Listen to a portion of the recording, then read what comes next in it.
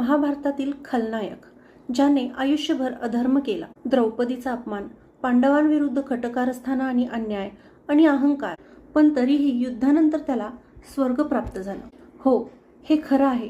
दुर्योधनाला स्वर्ग मिळालं होतं. युद्धात प्राण जाणं म्हणजे स्वर्गाचं दार उघडणं. महाभारतात लिहिलं आहे की युद्धभूमीत वीरगती मिळाल्यामुळे दुर्योधन आधी स्वर्गात गेला, कारण एका क्षत्रियासाठी याहून मोठं पुण्य कोणतंच नाही. दुर्योधन फक्त उत्तम योद्धाच नव्हता, तर तो उदार होता. तो एक चांगला मित्र होता. तो ब्राह्मणांना दान द्यायचा. त्याने राज्याचे उत्तम प्रशासन केले आणि गदा युद्धात इतर कोणत्याही पांडवाला न निवडता त्याने उत्तम गदाधारी भीमाशी सामना केला. म्हणूनच त्याला स्वर्गात स्थान मिळालं. पण तो स्वर्ग अल्पकाळासाठीच होता. आपल्या अधर्माचं फळ भोगण्यासाठी तो नंतर नरकात गेला. कर्म कोणाचंही वाया जात नाही.